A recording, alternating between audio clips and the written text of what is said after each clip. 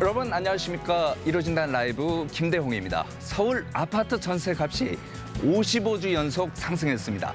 아파트 매매 시장이 불확실한 데다 전세 사기 여파로 연립이나 다세대 주택과 같은 빌라 전세를 기피하기 때문입니다.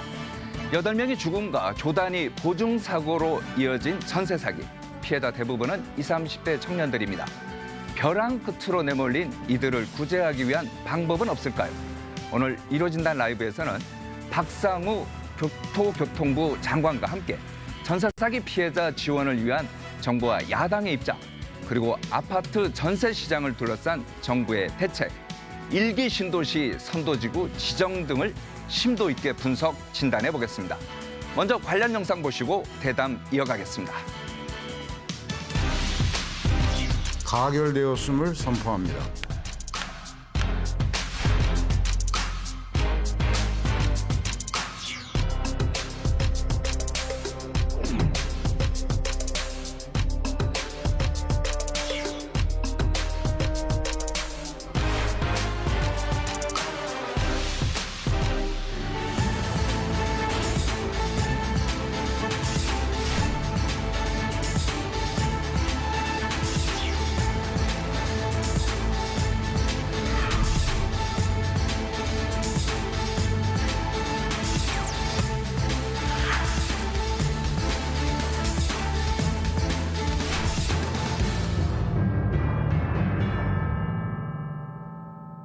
네, 보시는 것처럼 새로 문을 열 22대 국회에서도 전세 사기 특별법이 쟁점이 될 것 같습니다.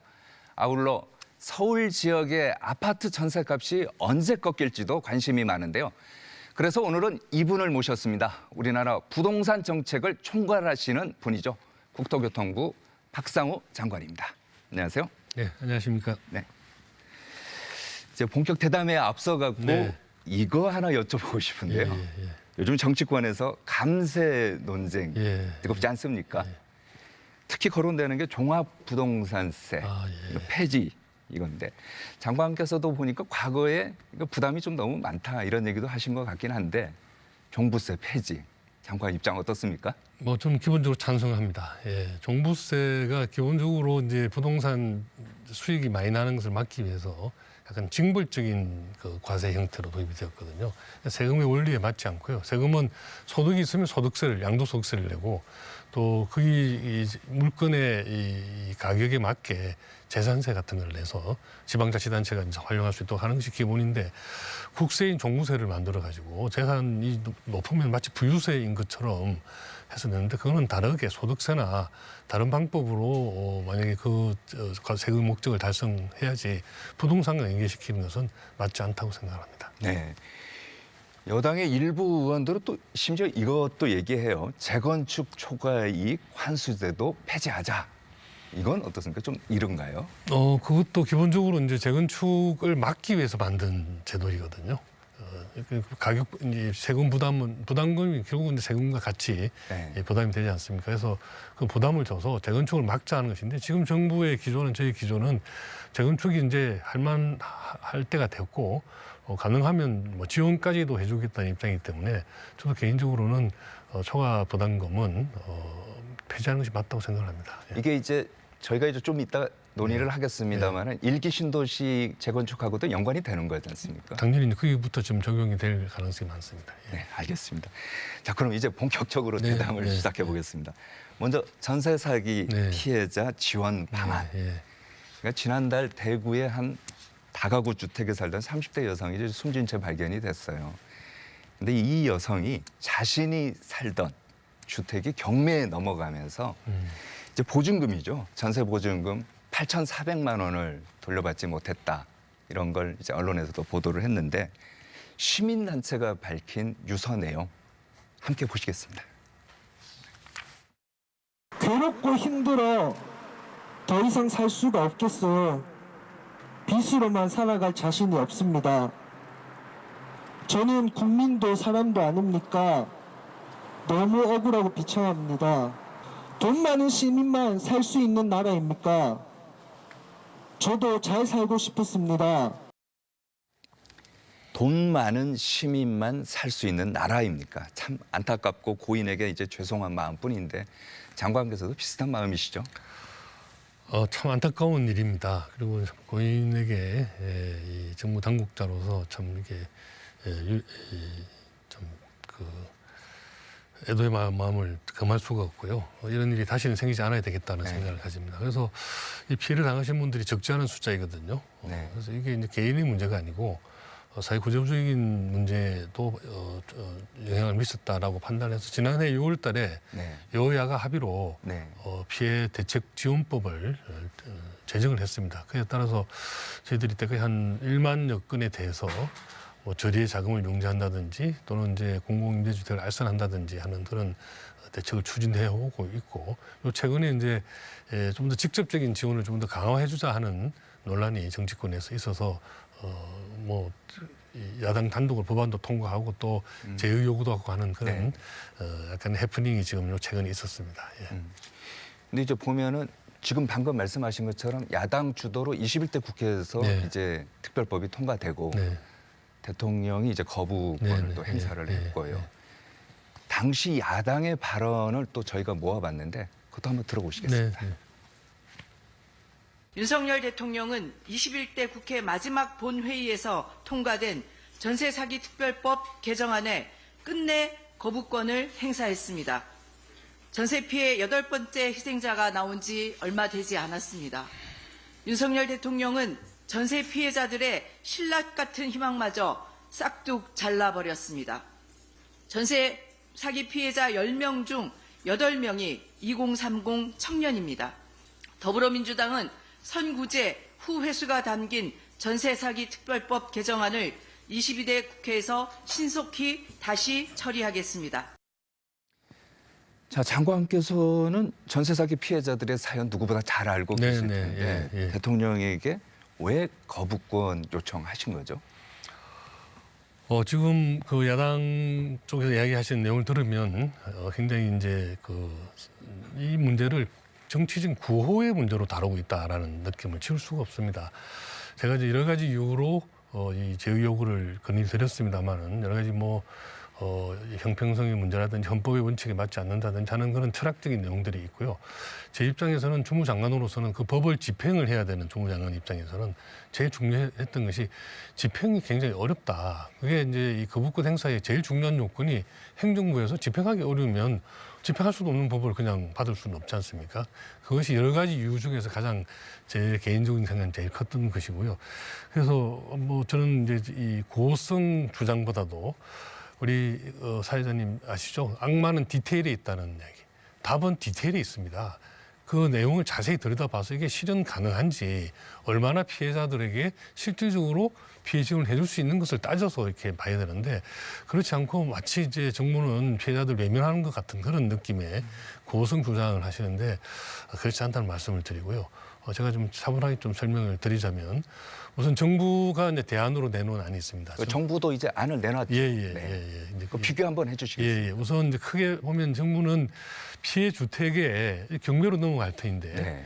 이 LH공사 같은 공공주택 사업자가 이 경매에 적극 참여해서 그 주택을 낙찰을 받는 겁니다.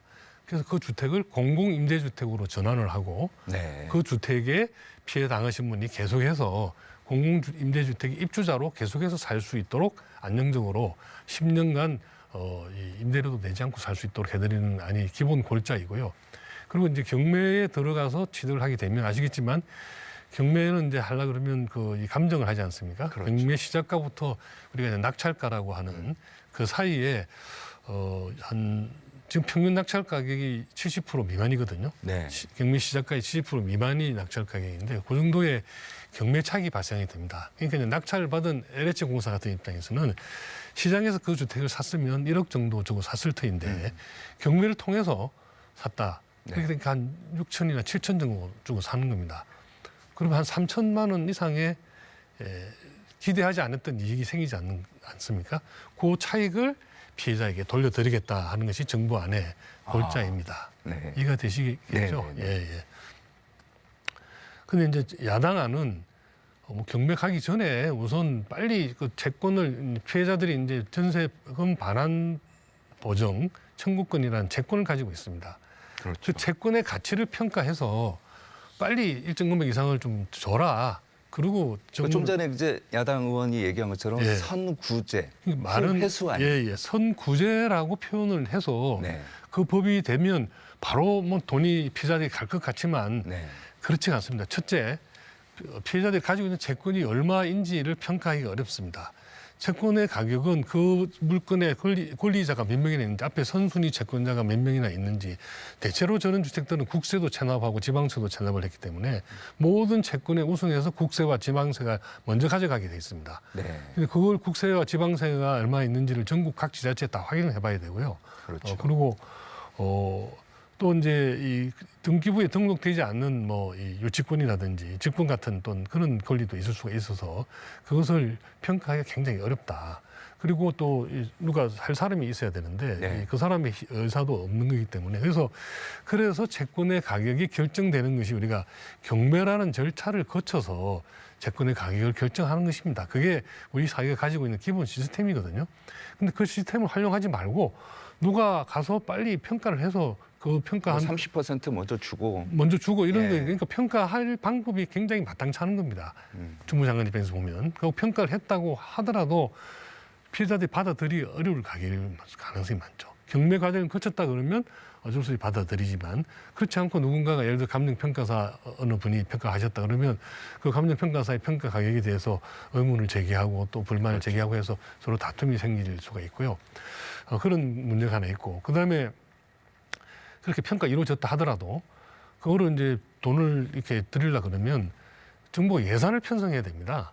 예산 편성하는 게 추가 경영 예산을 편성해야 되는데 그 예산 편성하는 게 쉽지가 않고요. 또 예산 편성은 자기 집만 이렇게 평가 이루어졌다고 편성이 되는 것이 아니고 전국에 있는 피해자들 주택의 평가 대부분 다 이루어져서 예산의 추계가 이루어져야 이 예산 편성이 가능하거든요. 절차도 많이 걸리고 시간도 많이 걸립니다. 그래서 네.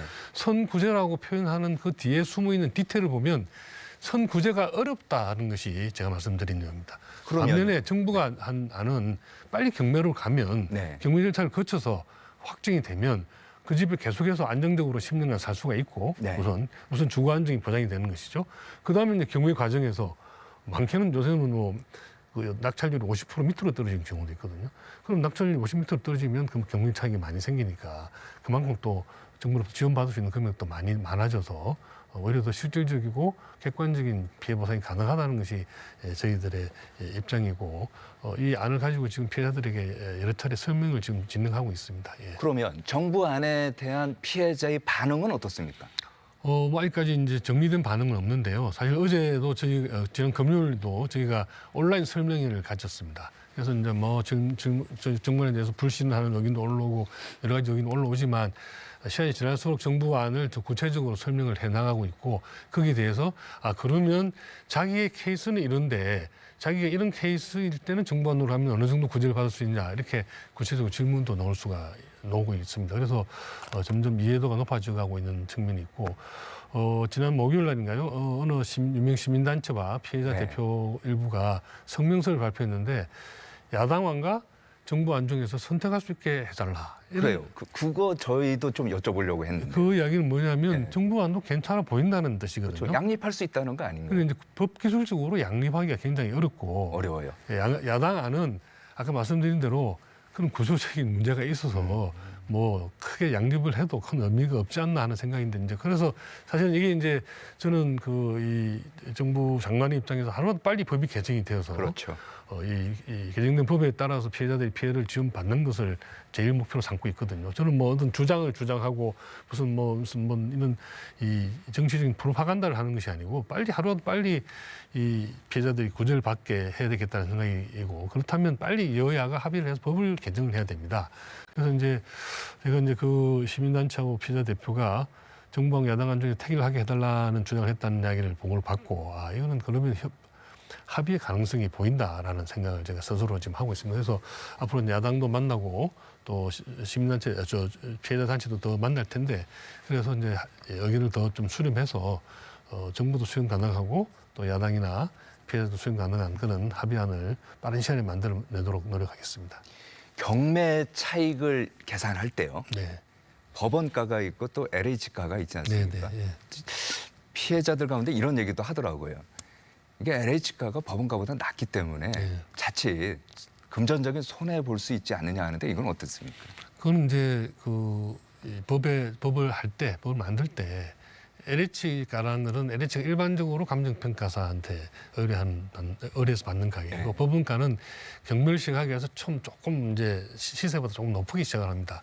그 가격을 말씀하시는 것 같은데 그건 이제 법을 만들 때 합의를 볼 때 어떤 가격을 기준으로 하느냐 하는 것을 서로 간에 논의를 해서 정할 사항이라고 생각을 합니다. 피해자에 대한 지원 규모 네. 어느 정도로 예상하십니까? 뭐 일률적으로 이야기하기는 어렵지만요. 지금 이제 적어도 뭐 1조 원 전후에 지원이 네. 필요하지 않을까 하는 생각이 들고 그게 이제 야당의 주장처럼 국민주택 기금에서 그거를 써라라고 하면 국민주택 기금이 지금 서민들 뭐 전세 자금이나 또 다른 데도 쓸 게 많지 않습니까? 지금 사실은 굉장히 지금 돈이 모자라서 굉장히 고민을 하고 있는 상황인데 또 여기까지 나가게 되면 그런 데까지 또 지장을 미치는 그런 좀 어려움이 있습니다. 그래서 예. 어쨌든 간에 야당에서는 22대 국회에서도 이 전세사기 특별법을 다시 추진할 거다. 저희도 바라는 바고요. 예. 하루라도 빨리 같이 이걸 어떻게 대응하실 생각이십니까? 말씀드린 대로 저희 정부안을 잘 설명을 드리고 정부안과 야당은 이제 뜻으로 이해를 합니다. 빨리 구제를 해줘라라는 뜻으로 이해를 하고 디테일에 들어가 보면 아까 야당이 지금 21대 내놓은 안은 그런 어려움들이 있기 때문에 그걸 객관적으로 좀 신속하게 진행할 수 있는 방법을 찾으면 서로 간 이해가 되지 않을까 하는 그런 제 나름의 희망을 가지고 옵니다. 예. 이 전세사기 관련돼서 결국 전세사기가 발생한 다음에 지원하는 것도 물론 이제 중요합니다만 네네. 예. 전세사기가 아예 발생하지 않도록 예방하는 것이 더 중요하지 않을까요? 어떤 거 당연한 준비하고 말씀이시고요. 있습니까? 지금 그래서 이제 일단 안심 전세 앱이라는 것을 지금 운영을 하고 있는데 네. 그 안심 전세 앱이라는 것이 이제 사실은 그 해당 물건에 대한 정보를 충분히 제공받지 못해서 또 사실은 이제 공인중개사라든지 또 감정평가사라든지 주변에서 이제 도와주신 분들 또는 직접 이 해당 물건과 임대인에 대한 정보를 충분히 제공받아서 이렇게 했다면 문제가 안 생길 수도 있는데 그래서 일단 정보의 비대칭성을 해소하기 위해서 정보 제공량을 충분히 늘리는 그런 조치를 지금 시행을 하고 있습니다. 시행을 하고 있고 그래서 악성 임대인의 명단을 공개한다든지 또 이 집에 해당 권리자가 몇 명이나 있다든지 하는 것을 충분히 사전에 알 수 있도록 하는 그런 장치들을 지금 바로 이제 시행을 하고 있고요. 그리고 좀 더 이제 장기적으로 보면 이제 전세라는 게 사실 이런 위험성을 안고 있는 것이거든요. 그렇죠. 예, 뭐 꼭 사기가 아니더라도 네. 이 전세값이 떨어져서 집주인이 못 내주는 경우가 우리 역전세라고 표현하는데요. 네. 많이 있지 않습니까? 예. 그래서 이제 장기적으로는 우리가 이제 미국이나 또 유럽 같은 선진국에 지내보면 전부 다 월세 베이스입니다. 그렇죠. 우리는 월세는 나쁜 거고 전세 좋은 거라고 생각하고 있는데 사실은 전세는 뭐 그동안 많이 역할을 했지만 전세 그 목도 마련하기가 굉장히 어렵습니다. 그래서 또 이런 안전성의 문제도 있고 그래서 장기적으로 안정적으로 거주할 수 있는 민간 베이스의 장기 임대주택을 제도화하는 쪽으로 지금 많이 노력을 하고 있습니다. 예. 그 얘기는 잠시 후에 저희가 좀 네, 집중적으로 네, 네. 나눠보겠습니다.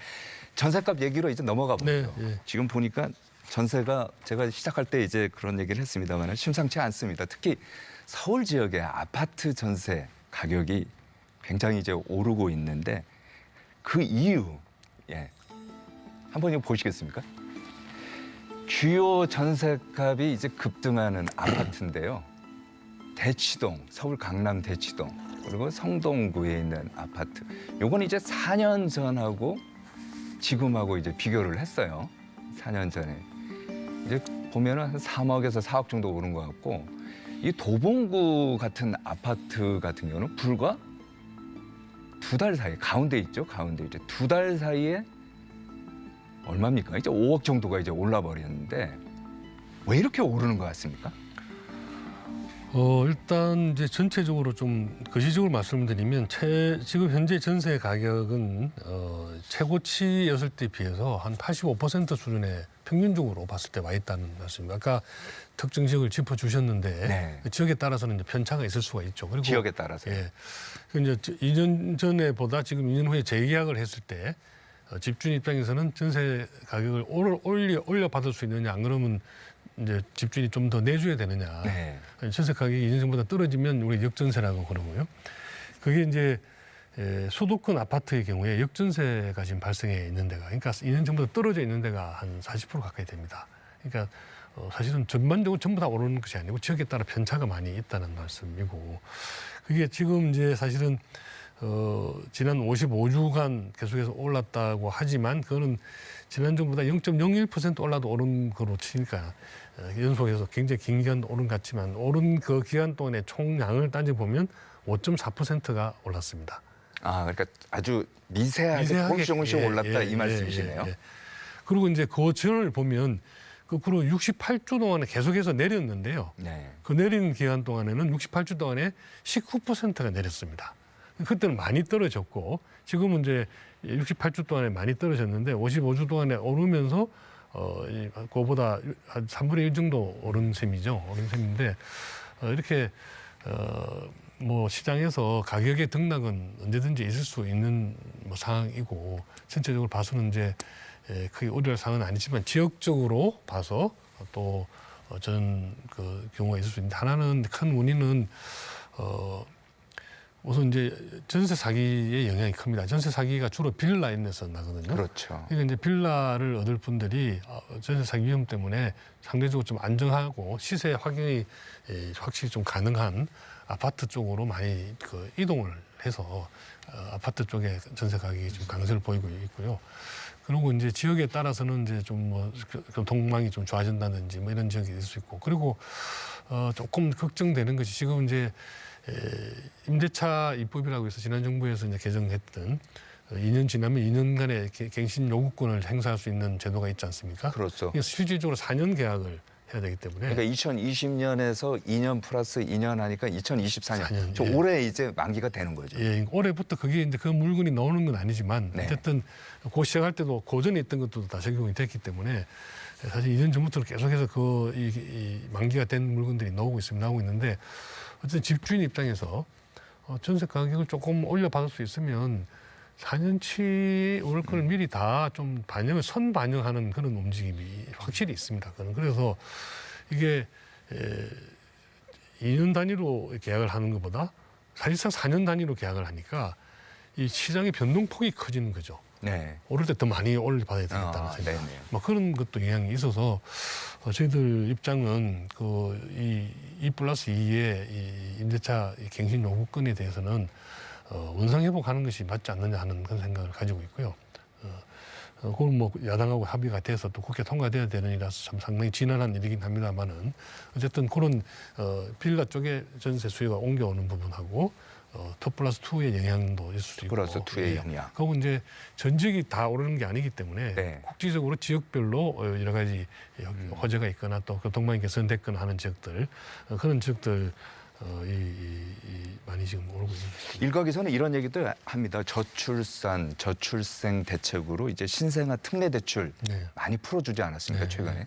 이게 또 이제 전세 시장으로 넘어왔다고 하는데 그것도 일리가 있을까요? 뭐 상당히 일리가 있죠. 사실은 이제 저희가 이제 디딤돌 대출은 이제 사는 주택이고 버팀목 대출은 전세 대출을 지원해 주는 건데 저리로 대출해 줍니다. 그래서 조금 이제 들으시는 분이 어떻게 들을지 모르겠지만 정부가 서민을 도와주기 위해서 저리의 정치 자금을 빌려줬더니 이것이 오히려 전세에 대한 과소비를 불러일으켰다. 과소비를.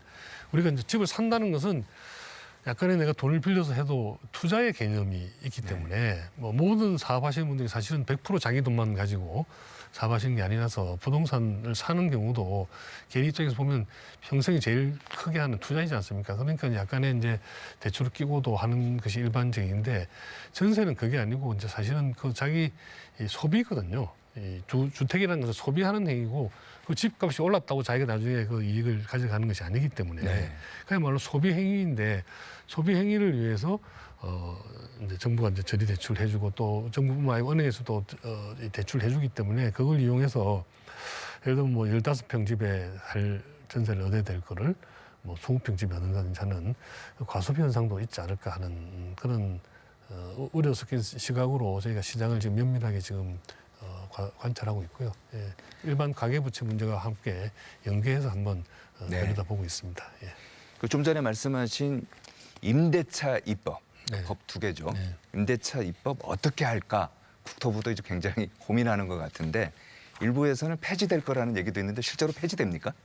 그거는 이제 국토부와 뭐 국토부뿐만 아니고 이제 전 정부의 기본적인 스탠스는 정부 여당의 스탠스는 폐지입니까? 폐지입니다. 폐지이고 물론 이제 폐지를 할 때 또 조금 조심해서 돌아가야 되겠죠. 우리가 이제 등산 갈 때 올라갈 때보다 내려올 때 더 조심해야 되듯이 만약에 이제 그렇게 되면 더 뭐 이런 보안 장치들을 만들어서 네. 돌아가야 되는데 그건 뭐 정부 혼자 살 수 있는 일이 아니고 법을 개정해야 되고 아시다시피 국회 상황은 지금 여소야대이기 때문에 야당 측의 동의를 구하기는 쉽지 않을 것 같은데 어쨌든 그런 문제는 계속해서 저희가 제기는 해나갈 생각입니다. 그 일부에서는 이런 얘기도 합니다. 그 임대차 입법이 폐지되더라도 전세난 해소에는 크게 도움이 안 될 것 같다. 왜냐하면 이게 어느 정도 시장에 제도화가 됐다는 거거든요. 많이 이제 그동안 4년이 지나면서 많이 익숙해졌죠. 그래서 이제 이것 때문에 전셋값이 오른다라고 분석하기는 사실은 조금 무리는 있습니다만 그렇죠. 여러 가지 아까 좀 전에 말씀드린 말씀하신 대로 오를 것처럼 때 여러 더 가지 많이 있죠. 오르게 네. 하는 네. 그런 부작용이 있는 것은 틀림이 없습니다. 예. 장관께서는 저희 지난번 2월 달에 출연하시지 네, 않았습니까? 네, 네. 2월 달에 출연하고 이제 두 번째 이제 출연하시고 보면은 전세제도에 대해서는 기본적으로 좀 부정적인 생각이 있는 것 같기도 하더라고요. 왜냐하면 보증금의 7, 80%는 대출이다. 은행에 월세를 내는 것과 마찬가지다. 이런 얘기를 했는데 좀 전에 이제 말씀하신 기업형 장기 민간 임대주택 네. 이런 거를 이제 대안으로 생각하시는 건가요? 그렇습니다. 이게 이제 전세 제도가 우리나라에만 있는 제도라 그러지 않습니까? 저는 상당히 그동안에 우리 경제 성장 과정에서 굉장히 긍정적인 역할을 많이 했다라고 생각이 됩니다. 일단 중산층이 되기 위한 사다리 역할을 했고요. 이제 사실은 이제 이 전세를 통해서 이 집을 마련할 수 있었고, 그러고 이제 내가 돈을 모아 전세금 내주고 또 이제 집주인으로 들어가 살고 하는 게 보통 저희 세대에서 많이 했던 일반적인 패턴이고, 뭐 그랬는데 지금 전세값 자체가 너무 많이 올라서 전세값을 어떻게 조달하느냐, 전세 가격을 매독이 되니까 젊은 이제 사회 초년병들이 그걸 자기가 모았을 수도 없고 또 부모들이 또 그거를 선뜻 내주기도 너무 많은 돈이라서 모든 사람들이 다 부담이 되고 있습니다. 부담이 되고 있고 또 이제 이게 자칫 가격 하락하고 맞물리면 전체 사기 뭐 고의적인 사기든 비고의적인 사기든 이런 네. 문제까지 발생할 수 있고 해서 저는 이제 우리나라에서 점점 페이드 아웃 점점 서서히 없어져야 되는 제도가 아닌가 생각을 하고 우리 뭐 외국 생활 해보시면 다 경험하셨겠지만 다 큰 기업들이 임대주택을 운영을 합니다. 그래서 적어도 뭐 전세 사기나 이런 걸 당할 염려가 없이 또 자기가 월세를 낼 수 있는 수준에 맞춰서 고를 수 있는 다양한 형태의 집들이 있기 때문에 그렇게 좀 만들어주는 것이 바람직한 방향이라고 생각을 하고 있고요. 지금 그런 쪽으로 지금 제도를 좀 만들고 있고 또 곧 시범사업 같은 걸 발표를 하고 추진할 생각입니다. 예. 그런데요. 네. 저희들이 장관 오늘 출연하신다니까 네. 준비를 좀 많이 했습니다. 네, 많이 네, 했는데 이게 바쁜 와중에도 박사 학위를 이제 받았더라고요. 네, 네, 예. 저희가 이제 그 박사 논문을 찾아봐서 읽어봤는데요. 제목은 이겁니다. 공공임대주택 공급이 지역 전세 시장에 미치는 영향 분석. 네. 수도권 지역을 중심으로. 지금 이제 마침 또 서울의 전세 시장이 불안하기 때문에 딱 지금 현실과도 이제 맞는 논문 같기도 한데요. 그래서 저희가 뭐 흥미롭게 이제 읽어봤습니다만. 저 내용을 보면은 장관께서는 정부의 공공임대주택 프로그램 가운데 국민임대주택, 매입임대주택, 전세임대주택 이 세 가지를 놓고 이제 비교를 했더라고요. 그 중에서도 가장 관심을 갖는 게 국민임대주택, 흔히 이제 임대 아파트라고 이제 보통 부르는 것 같은데 이게 전세 시장에 안정을 둔다. 그럼 좀 전에 말씀하신 것처럼 기업형, 장기, 민간 임대주택하고 이건 이제 공공임대주택은 정부나 지자체가 하는 거 아닙니까? 논문은 이게 중요하다고 하셨는데 지금 또 정책은 민간 장기 임대주택이 중요하다고 하는데 어떻게 된 거죠? 100% 같은 이야기입니다. 같은 얘기예요. 예, 예. 제가 박사학위 논문은 이제 제가 1차 공무원 2014년에 퇴직을 했거든요. 퇴직하고 잠깐 쉬는 기간 동안에 그동안에 이제 그 수업만 들었던 것을 논문을 썼는데 제가 늘 이제 실무를 하면서 궁금해했던 것을 이론적으로 재구성을 한 건데 크게 이렇습니다. 이제 국민임대주택이라는 건 건설형 임대주택입니다. 건설형. 예. 그리고 매입 임대주택은 기존에 시중에 있는 집을 LH공사가 사서 사는 거죠. 임대하는 네. 거고, 전세형은 LH공사가 전세를 들어서 임대하는 거고. 제 논문의 결론은 너무나 당연하지만 새로 지어서 건설형 임대주택, 그게 국민임대주택으로 표현이 되어 있지만 건설형 임대주택이 이 지역 전세 시장에 안정을 미친다. 당연하죠. 뭐 상식적으로 너무 새 집이 공급이 되니까 수요와 공급하고 이렇게 밸런스가 되는데 새 집이 공급이 되니까 가격이 떨어지지 않겠습니까? 수요 공급 원칙에 의해서. 지금 제가 장로에서 하고자 하는 그 기업형 민간 임대주택도 기업이 새 집을 지어서 임대주택을 하는 겁니다. 분양을 하고 놓는 것이 아니고 기업이 새 집을 지어 가지고 네. 10년, 저희도 지금 20년을 목표로 하고 있는데 20년간 계속 임대주택을 가지고 있는 겁니다. 그러니까 어쨌든 그게 LH가 하는 거냐, 민간 기업, 저희는 이제 이걸 그 부동산 펀드, 국민들이 투자하는 부동산 투자회사를 이제 염두에 두고 있는데요. 이렇게 이제 주체만 다를 뿐이지 물건이 만들어진 속성은 새 집을 지어서 임대하는 거라서 그게 이제 지금 뭐 LH 혼자서 좀 하고 있는데 LH 공사는 주로 이제 서민용을 대상으로 하고 있는데 그럴 수밖에 없죠. 근데 이제 국민들이 투자하는 이 펀드, 리츠 부동 투자회사 같은 경우에는 중산층을 대상으로 할 수도 있다. 단 그렇게 하려 그러면 임대료 규제를 안 해야 된다. 지금 말씀 중에 죄송합니다만 그 가고 싶은 사람도 많은데 기업형 장기 임대주택 가고 싶은 게 너무 비싸요. 보증금도 좀 높은 것 같고요. 그거는 이제 자기가 판단을 해야죠. 그게 사실은 모든 걸 정부가 다 보장해 줄 수는 없는 것이고 시장에서 그걸 짓는 민간도 그렇고 그 집을 선택하는 또 소유자도 그렇고 내가 전세를 2억 원을 아버님한테 1억 원을 받고 또 내가 저금한 거 5천만 원 하고 5천만 원 은행에 대출 받아가지고 2억 원 전세금을 2천만 원, 2억 원을 들여서 전세로 들어갈 거냐. 그렇지 않으면 보증금은 2천만 원이면 내 저금 범위 내에서 하고 월세가 예를 들어서 200만 원이다. 그럼 나하고 나의 이 배우자하고가 같이 뭐 열심히 일하면 월세 200만 원씩 낼 수 있으니 그걸 가지고 할 건지. 그러면 이제 사실은 보증금 2억을 마련하기 위해서는 부모님이 예를 줬다 해도 부모님도 뭔가 그 돈을 다른 데 투자를 하고 있었을 것이고 또 만약에 은행에서 빌렸다 그러면 은행에 대한 이자를 내야 되지 않습니까? 그렇죠. 뭐 그런 계산들을 열심히 해보는 겁니다. 해봐서 어느 쪽이 유리한지 선택을 할 수 있도록 하는 것이죠. 그리고 기업 입장에서도 이거를 분양을 하면 뭐 좋겠지만 또 만약에 이제 미분양이 될 수도 있고 미분양되면 손해보고요. 그런데 임대로 하면 쉽게 좀 나갈 수 있지 않습니까? 그래서 20년간 운용을 해서 20년 후에 분양 전환을 한다든지 이런 계산을 할 수 있도록 해주면 지금은 과거와 같이 막 값이 막 오르고 이럴 시대가 아니고 굉장히 안정적인 그 추세로 갈 가능성이 많기 때문에 저는 가능하다고 보고 있고요. 사실은 이 세상에 없는 제도를 만든 것이 아니고 미국이나 유럽이나 뭐 일본 같은데 너무나 보편적으로 되고 있는 현상을 우리나라만 그동안 전세라는 특수한 제도 때문에 안 하거나 못 하고 있었을 뿐이죠. 그걸 이제 하겠다는 겁니다. 그 좀 전에 이제 서울 지역의 아파트 전세 가격이 이렇게 오른 여러 가지 이유 중에 하나가 전세 사기 피해. 이거 두려워서 자꾸 그나마 안전한 아파트로 가는 거 아니냐 이런 말씀하셨는데 자 그렇다면 바꿔서요.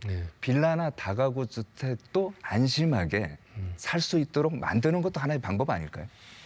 그렇습니다. 그래서 아까 그 말씀드린 대로 이 정보를 충분히 제공해서 물건을 이 개인의 집이기 때문에 정부가 나서서 거기다가 신용 보관을 해주고 하는 건 어렵고요. 이 집이 안전한 집인지 안심할 수 있는 집인지 이 집에 여러 가지 앞에 선순위 권리가 얼마나 들어가 있는지 하는 것들에 대한 정보를 충분히 제공해서 안전한 물건과 안전하지 않은 물건을 소비자들이 잘 판단할 수 있도록 해주는 것이죠. 알겠습니다. 그리고 또 하나 이런 거 있습니다. 이제 주민들이 선호한 아파트 전세 물량을 늘리는 방법 가운데 하나가 2020년에 폐지된 아파트 민간주택 임대 사업자 제도를 부활하는 거. 이건 어떻게 생각하십니까? 그거는 이제 동전의 양면이 있습니다. 그게 이제 지난 정부에서 대표적으로 아마 제 생각에는 그것을 굉장히 처음에 의욕적으로 도입을 했다가 집값이 많이 올랐지 않습니까? 그것을 또 주범이라고 해서 나중에 규제를 많이 해서요. 지금 임대주택 사업이 굉장히 어렵게 만들어져 있습니다. 그래서 아까 제가 말씀드린 기업형 임대주택도 하려고 그러면 지난 정부에 만드는 규제를 대폭 완화를 해줘야 됩니다. 규제로 완화해야 된다. 예를 들면 기업이 임대주택을 취득을 하면 취득세를 12%, 13% 내도록 돼 있어요.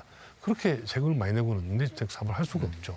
근데 지금 이제 우리 사회자께서 말씀하신 것은 이제 개인을 베이스로 하지 않습니까? 그렇죠.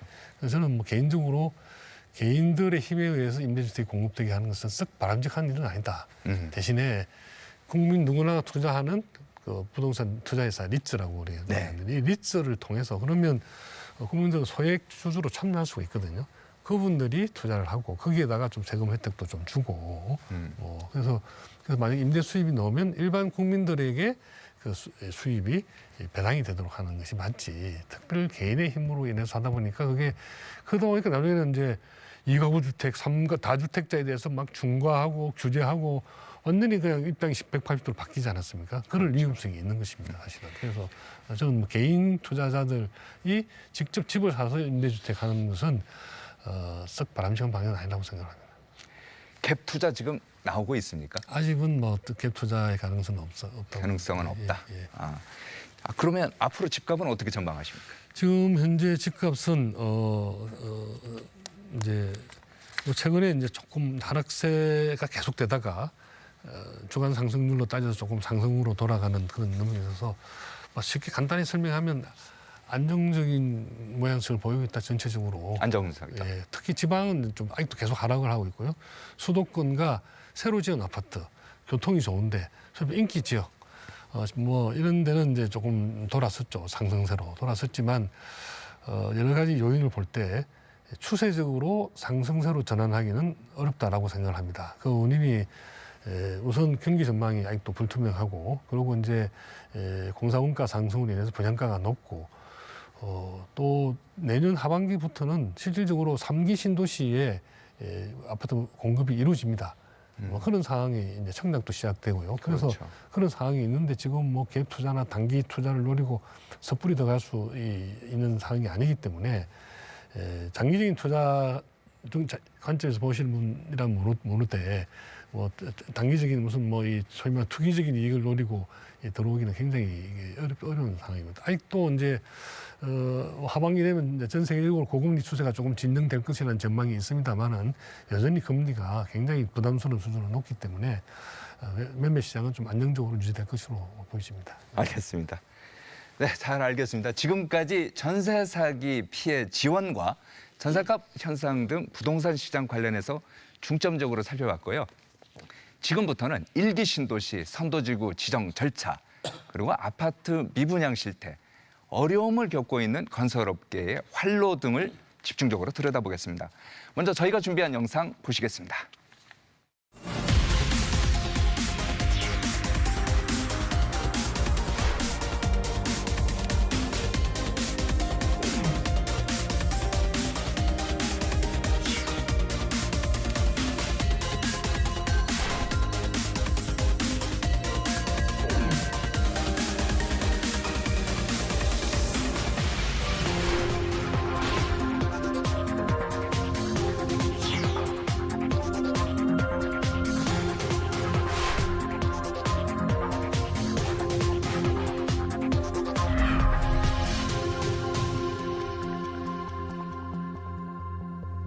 네, 보시는 것처럼 노태우 정부 시절 부족한 집 문제를 해결하자며 야심차게 추진했던 1기 신도시 건설 프로젝트가 벌써 30년이 흘렀습니다.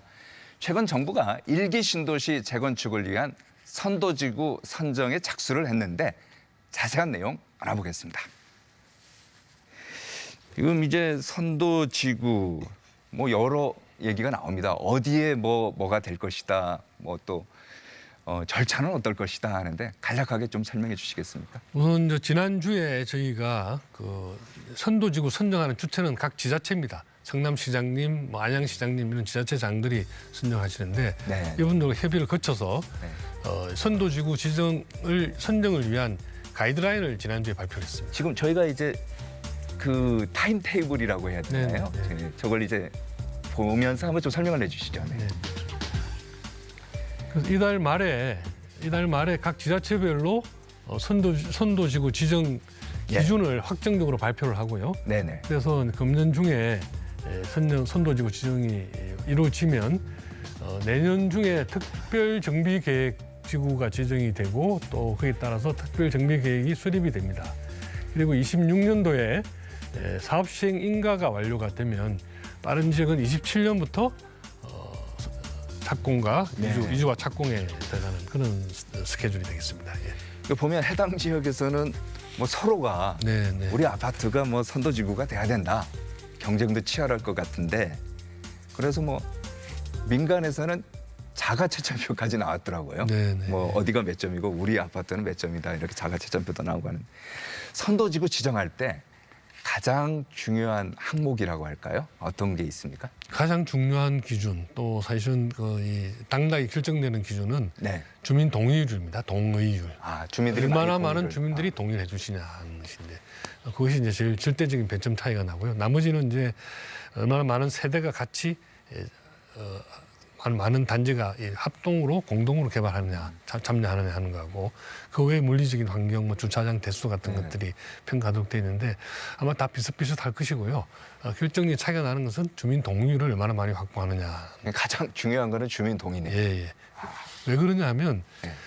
재건축 사업할 때 뭐 길게는 10년도 걸린다, 10년도 더 걸린다 그러지 그러면 않습니까? 더 걸립니다. 예. 네. 그게 왜냐하면 주민 동의를 받기가 어려워서 그렇습니다.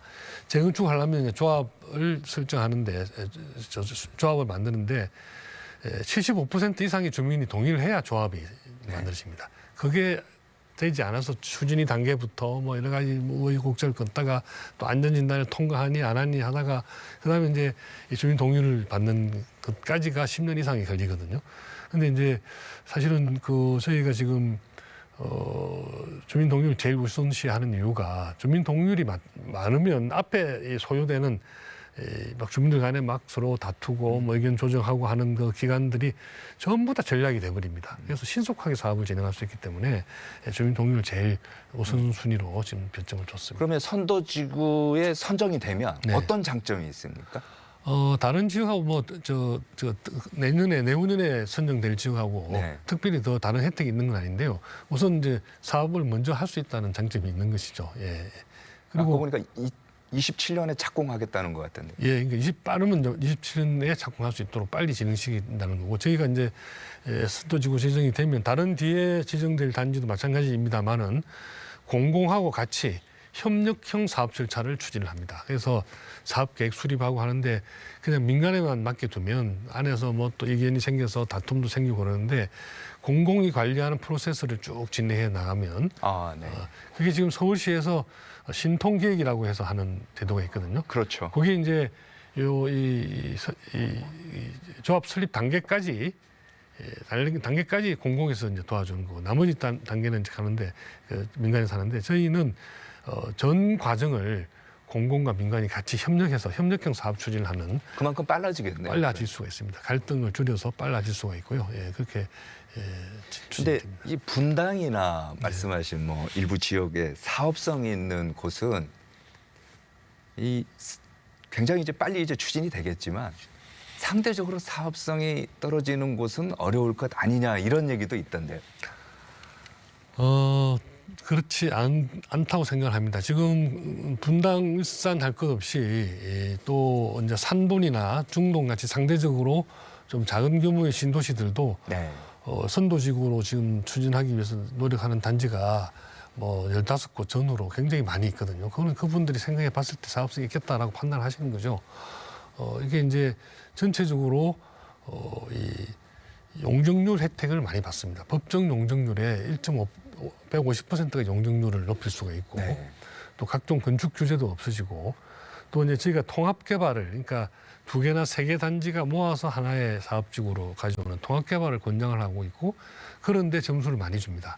그렇게 되면 넓은 지역에 계획을 세우면 좀 더 멋지게 계획을 세울 수가 있어가지고 네.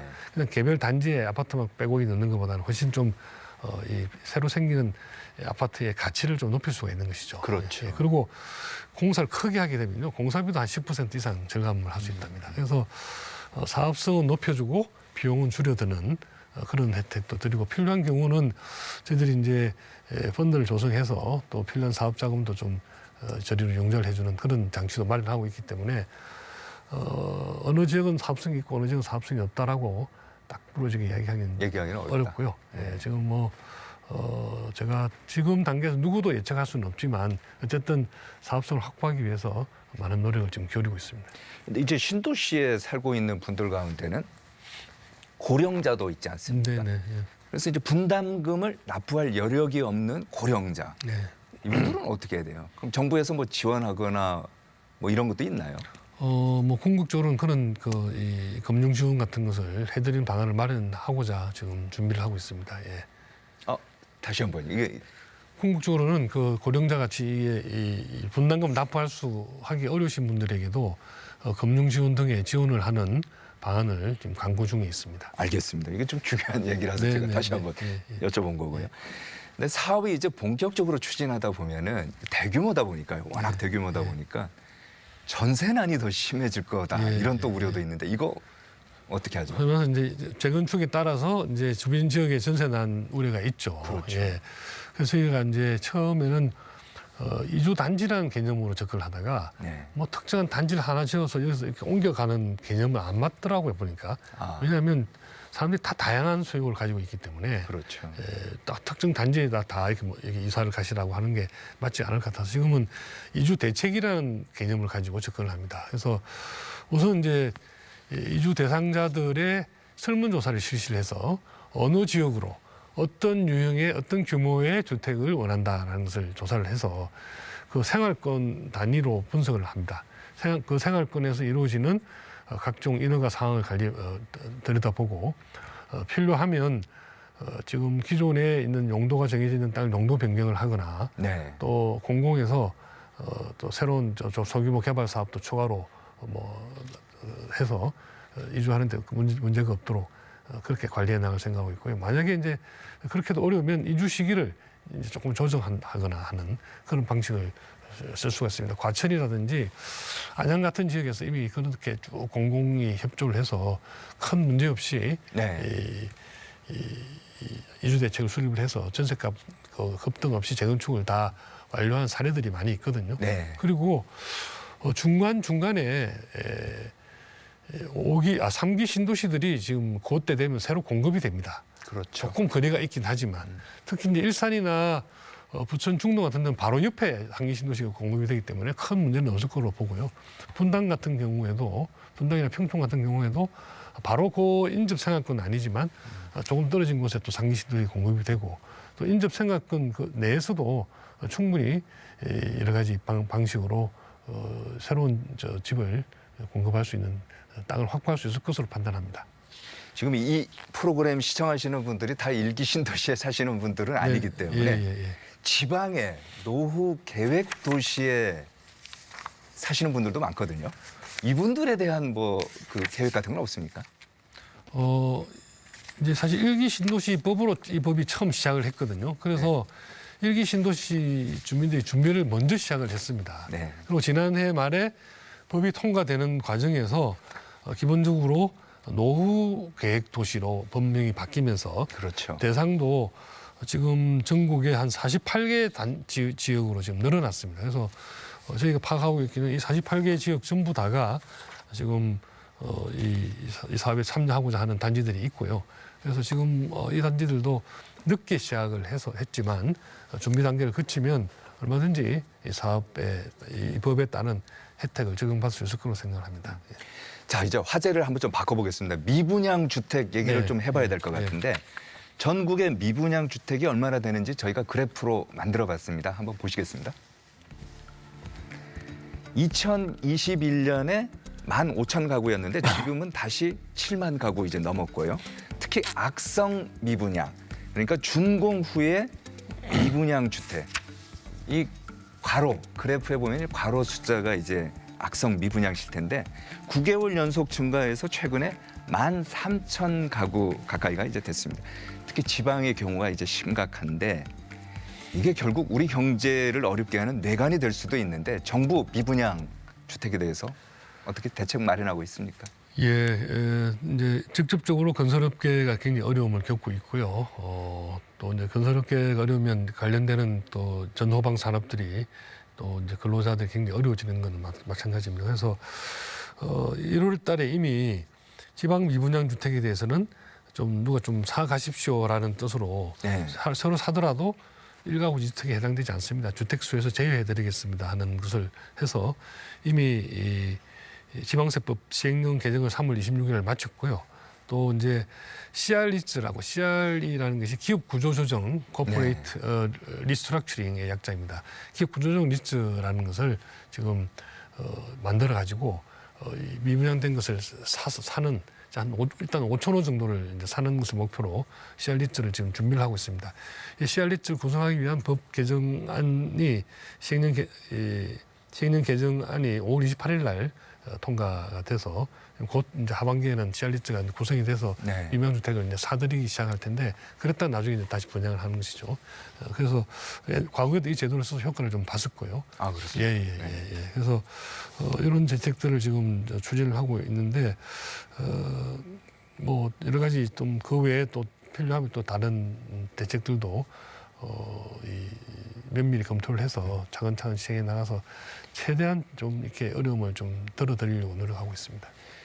뭐 이게 세제라는 게 사실 국토부 좀 전에 제가 말씀드렸습니다. 국토부 사안이라기보다는 오히려 뭐 기재부 사안이기 때문에 조심스럽긴 합니다만 한시적으로 아예 양도세를 면제해주는 뭐 이런 좀 파격적인 조치가 나오면 더 좋지 않을까 생각도 드는데 너무 앞서는 건가요? 주택수에서 제외했다는 것은 이제 1세대 1주택 특례를 두는 것이죠. 그러니까 1세대 1주택 특례를 둔다는 것은 그 집을 사도 2주택 중과를 안 하겠다는 뜻이고요. 네. 이제 해당 주택에 대해서 양도세를 면제해 주는 것은 과거에도 그런 제도를 시행한 바가 있습니다. 저희들이 꼭 그런 것들이 이제 필요성을 따져서 사실은 이제 이 부동산 대책은 그 경제에 미치는 영향이 굉장히 크기 때문에 부처 간의 협업을 기본으로 하고 있습니다. 맞습니다. 지방세는 행안부, 또 종부세나 또 양도세 또 같은 것은 또 기재부, 또 뭐 항상 팀이 돼서 원팀이 돼서 면밀하게 좀 시장 상황을 파악하고 어느 정도까지 우리가 대책을 갈 것인지 뭐 이제 혜택을 준다는 것은 사실 또 다른 분야의 형평의 문제 같은 것들이 있기 그러니까 때문에 한시적이라는 얘기입니다. 예. 그래서 필요한 만큼의 양을 즉시에 써야 되기 때문에 늘 시장 상황을 잘 살피면서 필요한 처방전들을 다 옆에 두고 네. 언제 어떤 걸 쓸 것인지 하는 것들을 늘 고민하고 서로 상의하고 있습니다. 예. 알겠습니다. 최근 보니까 이복현 금감원장이 부동산 PF 사업장 네네. 구조조정 관련해서 회의도 많고 건설업체들도 많이 만나는 것 같던데 부동산 PF 상황 장관께서는 어떻게 보고 있습니까? PF 사업장 정리도 사실은 이제 금감위원이 주관을 하고 있지만 저희 부하고 같이 면밀하게 협업을 하고 있다는 말씀을 드리고요. 이 그동안에 이제 주택 가격이 지난 정부 시절에 많이 오를 때 네. 이게 이제 확 이렇게 막 사업을 막 이렇게 큰 준비가 제대로 안 된 상태에서 들어가신 분들이 좀 많이 있지 않나 싶습니다. 그래서 사업을 시작을 했는데 이 주택 경기가 또 가라앉으니까 어려움 겪고 있는 사업장들이 많이 있습니다. 그래서 이것들을 옥석을 가려서 정리를 해줘야 대마 전체가 이 주택 사업장도 그렇고 건설업계도 그렇고 또 금융회사들도 그 전체가 이 피해를 보는 일을 막겠다는 것이 이 PF 사업장 구조조정의 기본 원칙입니다. 그래서 네. 옥석을 가리는 것인데 옥석을 가리는 기준으로 공사가 얼마나 지연되고 있는지 예정대로 안 돼가고 있으면 이건 문제가 있는 것이다. 네. 또 분양률이 얼마나 낮은지 분양을 했는데 분양이 뭐 거의 안 됐다든지 이건 문제가 있는 사업장이다. 또 이제 돈을 빌려줬는데 자꾸 만기를 연장해달라 그런다. 네. 이것도 뭔가 문제가 있는 것이다. 우리가 이제 속속을 다 알 수가 없으니까 밖으로 나타나는 증상을 보고 이제 판단하는 것이죠. 뭐 이런 여러 가지 이제 잣대를 가지고 이제 저희도 건설업계 의견을 받아서 금감원에 전달하고 요즘은 이제 금감원에서 직접 건설업계하고 이제 소통의 자리를 많이 마련하고 있어서 그런 기준들을 너무 획일적으로 적용하지 않고 충분히 예외적인 사안들을 케이스들을 다 고려해 줄 수 있도록 이렇게 지금 좀 그 규정을 다듬어 가고 있고요. 이게 다 만들되면 이제 만기 도래가 오는 사업장에 대해서는 이거를 계속 끌고 갈 것인지 네. 그렇지 않으면 제3자 인수를 시킬 것인지 안 그러면 뭐 경공매로 넘어가서 정리를 할 것인지 하는 것들을 케이스 바이 케이스로 결정하게 될 것으로 봅니다. 알겠습니다. 그 어려운 건설업계를 도우는 방법 여러 가지가 있을 텐데 저희가 재밌는 사진 한 장을 찾았습니다. 네. 사진 한 장 보여주시겠습니까?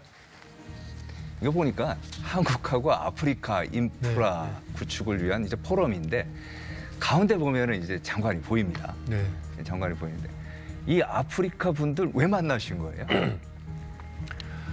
지난주에 있었던 이 한국 아프리카 서밋 행사의 일환이었고요. 네. 제가 이제 한나절 주관해서 인프라 포럼을 했습니다. 그래서 아프리카에 대한 인프라 투자에 관한 여러 가지 측면들을 이제 이 포럼을 통해서 짚어보고 관련되는 나라의 탄자니아 대통령님을 비롯해서 관련 장관들하고 이제 개별 면담도 하고 그렇게 했었는데 전 세계적으로 보면 국내는 이제 우리가 인구가 좀 정체를 하고 경제 성장도 많이 이제 줄었기 때문에 네. 국내 건설 시장은 이제 정체가 되어 있지만 그렇죠. 해외 건설 시장은 계속 평균 한 4%, 5% 정도 성장을 하고 있습니다. 그래서 우리나라의 건설 회사들이 전 세계적으로 뭐 이것만 되면 아는 나라에 뭐 건설 회사들 있지 않습니까? 네. 굉장히 경쟁력을 인정받고 있기 때문에 우리나라의 건설업계 어려움들이 우리 큰 회사를 중심으로 중소회사들이 이제 같이 이제 연합을 해서 해외 시장을 진출하는 것이 굉장히 필요합니다. 우리 국부 창출을 위해서도 필요하고 건설업계의 미래 개척을 위해서도 필요하고요. 네. 그래서 지금 올해도 이제 한 500억 불 정도, 작년에 330억 불 정도 수주를 했는데 올해도 저희 목표는 야심차게 500억 불을 지금 설정해놓고 지금 추진을 하고 있는데 이제 지금까지는 저희가 이제 100분율을 놓고 보면 수주하는 공사의 95% 정도가 외국 정부가 발주하거나 외국의 무슨 석유 공사 같은 데서 발주하는 공사를 저희가 수주하는 공사, 도급 공사라고 하는데요. 그런 게 많았습니다. 근데 사실은 이제 이런 것보다는 네. 우리가 투자를 좀 하고 네. 하는 투자 개발형 사업으로 가는 것이 더 많은 이익을 볼 수 있기 때문에 앞으로는 그런 쪽으로 좀 더 활성화해 나갈 생각입니다. 알겠습니다. 자, 끝으로 여소야대 국면에서 이제 정책 추진하기 쉽지 않을 것 같습니다. 국회와 어떻게 소통하실 생각이십니까? 뭐 더 열심히 뛰어야 된다고 생각을 합니다. 물론 여당하고도 당정 협의를 수시로 하고 또 야당도 이 개별적으로는 어쨌든 소통의 문을 활짝 열어놓고 충분히 서로 간에 대화를 하고 아까 그 전세 사기 제법 같은 것도 사실은 피해 본 분들을 구해주자 하는 취지는 같다고 생각을 하거든요. 다만 방법론에 있어서 좀 이제 서로 간 이해가 좀 다를 뿐이니까 충분히 많은 대화를 통해서 풀어 나가 보도록 하겠습니다. 알겠습니다. 오늘 말씀 잘 들었습니다. 감사합니다. 네, 감사합니다. 이루어진단 라이브 오늘은 여기까지입니다. 시청해주신 여러분 감사합니다. 저희는 다음 주에 뵙겠습니다.